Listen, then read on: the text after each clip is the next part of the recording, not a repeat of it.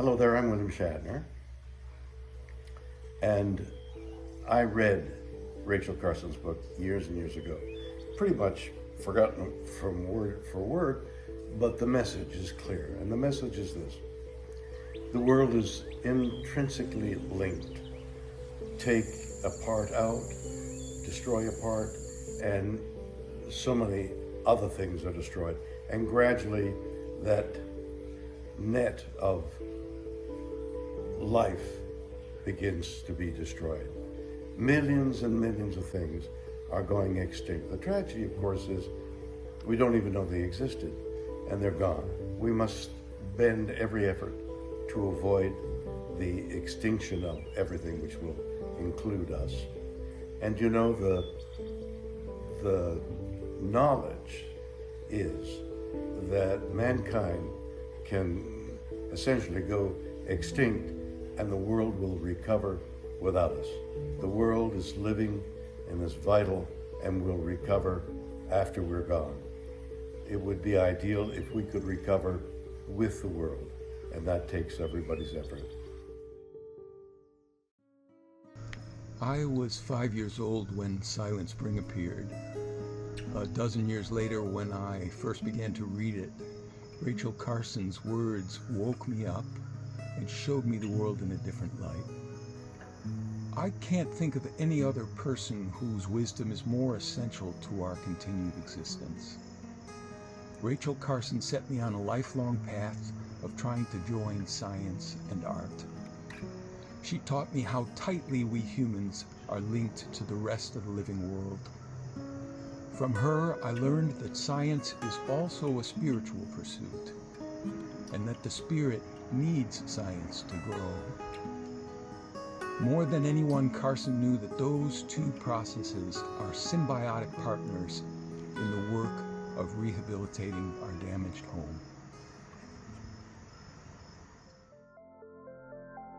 We as Americans can be proud of the EPA and the environmental movement, and grateful to Rachel Carson for being the spark that helped start it. But there's one element of Carson's legacy that is, in my opinion, too often overlooked: the fact that she started a conversation. She inspired everyone, everywhere in the political spectrum, to engage in meaningful, productive, and forward-looking discussions regarding environmental policy. I admire her immensely for that, because she showed me it is possible. What Carson showed me is that words carry immense power. Powerful words affect change. She inspires me to try to find language beautiful and compelling enough to meet the moment. When I see the work that lies ahead, I think of what she said. The human race is challenged more than ever before to demonstrate our mastery, not over nature, but of ourselves.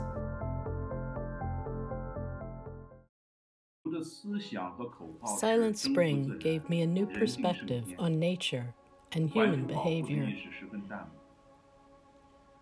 Before that, the large-scale use of pesticides and insecticides, in my eyes, was a feat of human conquest of nature and a symbol of progress. But now it seems like a disaster that destroys the natural environment. Silent Spring also made me think more deeply about human civilization. How many human causes that now seem normal, legitimate, and even great are actually potential disasters? What kinds of efforts do human beings need to achieve this kind of moral consciousness? This kind of thinking stayed with me for the rest of my life. I'm a writer largely because of Rachel Carson. The power of her most famous book, Silent Spring, really shows what words and a book can do to effect positive and needed change in the real world. And when I was in high school, DDT was banned. And when I was in college, some people thought that if we could breed peregrine falcons in captivity and reintroduce them, they might have a chance of coming back.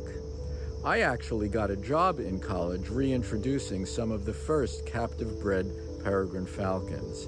And yes, that is me in the good old days. Over the next 10 years, I helped monitor the recovery of peregrine falcons from rare to common, and nobody knew if they would really recover, but they did. They've come back magnificently, as have bald eagles, as have the ospreys. And when I see them, I always think about Rachel Carson and the example that she shows. In fact, now I teach graduate students, and in my class, I always show a film about Rachel Carson, not because she is history, but because courage and determination and commitment are a living example of what we can do to protect what we love and keep it in the world. I first learned about Rachel Carson from my dad. I have a really clear memory of this. I was a little girl, about 10 or 11 years old. I was helping my dad in the garden. We lived on a farm. My dad was a farmer and a gardener. And on this particular day, a neighbor and friend had come over and they got in an argument. This friend was a salesman for a company that sold agricultural chemicals, and he was insisting to my dad that there was a wonderful chemical that he should be using, and my dad said absolutely not. He was never going to use it again. And then he began explaining how this poison that we put on our crops is eaten by the insects, and they are eaten by the birds, and it poisons the birds, and it moves all throughout the environment, and it gets into the birds' eggs and their babies and everything else. And I was just listening to my dad,